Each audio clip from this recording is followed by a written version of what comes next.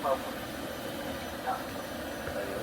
저쪽 조합원이고, 그다음에 아쿠아포닉스 자연재배에서 함께 이제 연구하고 이게 상호 가치 제도를 협력해 하고 있는 협력이라고 제 이름은 조성우라고 하고요. 아쿠아포닉스에 관련된 기술적인 부분을 독자하고 있는 만사로 일을 하고 있습니다. 만나서 반갑고요. 혹시 여기가 이제 아쿠아포닉스 농장인데 아쿠아포닉스라고 들어보시거나 경험해보신 분 있으실까요? 어떻게 아시죠?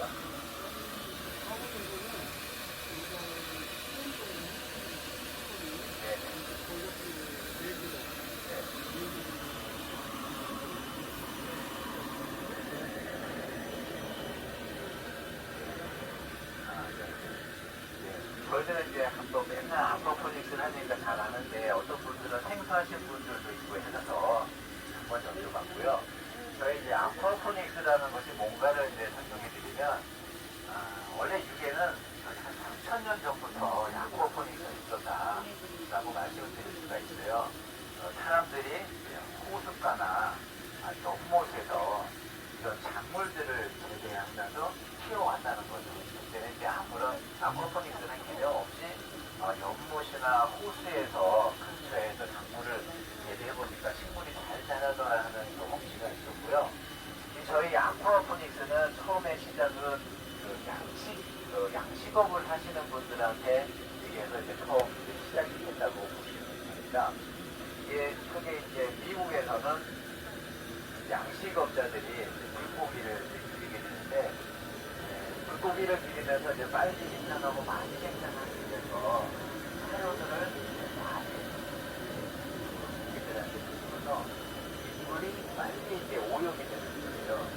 그래서 물의 오염 물질이 이제 암모니아가 물 속에 굉장히 많기 때문에 문제가 됐습니다. 그래서 그 양식업자는 그 암모니아 수치가 이제 3ppm 정도 되게 되면 물고기들이 퇴사하게 됩니다. 그래서 물을 빨리 바꿔줘야 되는데 그 바꿔줬을 때 그 물을 다 이제 하천에다가 방류를 하게 되는 거죠. 그렇게 되면은 이제 수질 오염, 하천 오염, 그다음에 토양의 오염까지 이제 원인이 됐기 때문에 정부에서는 그 양식업자에 대한 이제 규제가 이제 많았었고요. 그때부터 이제 양식업자들은 그 물을 버리면서 그냥 버리면 안 되겠다 해가지고 여과장치를 이제 사용하게 됩니다. 그 여과장치를 사용을 해서 이제 물을 버리게 되는데 그때도 어쩔 수 없이 물을 버려야 되는 상황. 단지 눈에 보이는 찌꺼기는 걸러서 버리자 해가지고 여과기가 처음 이제 양식업자에서 적용이 됐습니다.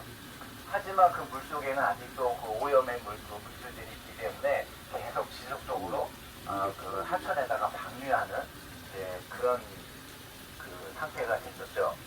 그래서 최초로 이제 저희가 이제 아쿠아포닉스라고 하는 거는 물을 이제 버리지 않고 순환시키는 방법, 재사용할 수 있는 방법을 해서 그게 제일 핵심은 물 관리를 어떻게 하는데 신수 투입을 질소 비료가 투입한 다음에 작다는 얘기죠. 작다는 그 장점이 있는데 질산염이 작게 되면 이 식물에 조직이 더 치밀해져요.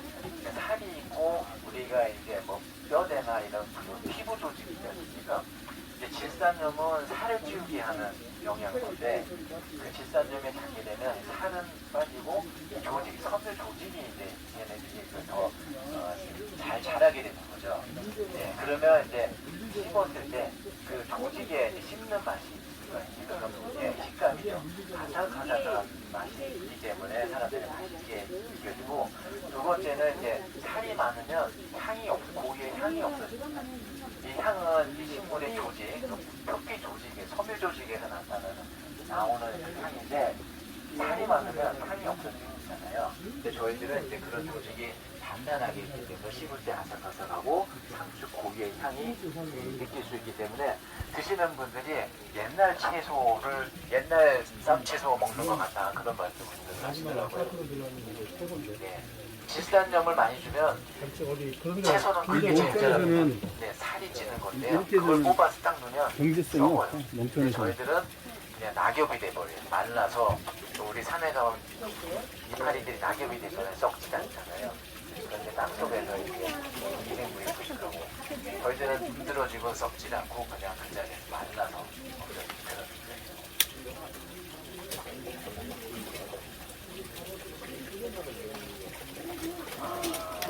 이거는 이제 칼슘. 네.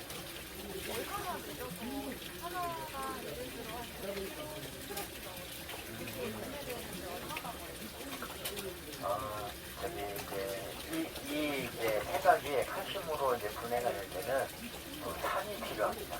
아까 제가 설명드렸을 때 질산화 작용이 발생한다고 했죠.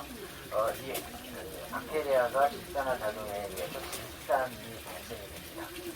그 질산이 이제 이런 두껍데기하고 만나게 되면 두껍데기가 분해가 됩니다.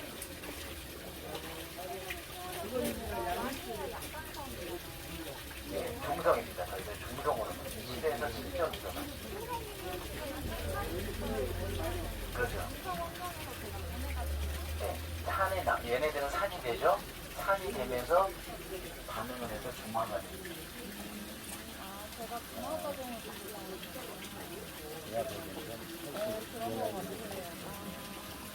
저희들은 이제 화학을 안 보다 비료를 안 쓰고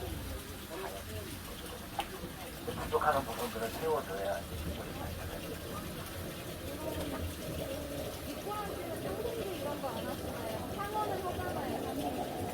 안 합니다. 저희들은 보통 양식할 때 하잖아요. 해야죠. 그죠? 근데 얘네는 그때는 안 먹나요? 항생제는요? 안 해요. 어떻게 관리하세요? 저희들은 항생제는 이제 세균이 있어서 그런 거잖아요.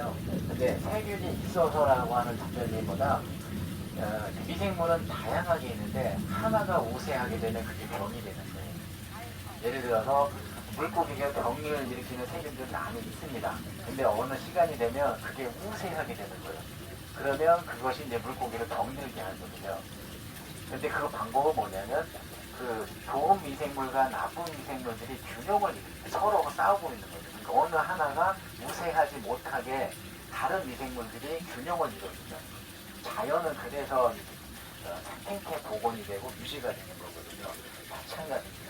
물론 물고기한테 나쁜 세균이 있는데 여기 안에는 미생물이 다양하게 있기 때문에 그 미생물들이 우세하지 못하게 미생물들이 작용을 합니다. 그래서 항생제가 없이도 건강하게 어느 양식을 때문에 유기질하잖아요. 항생제를 우리 어려는 상기력이 예방하기 위해서 우리가 호수나 연못에 항생제 안 줘도 물고기 잘 자라잖아요. 그거 있어요.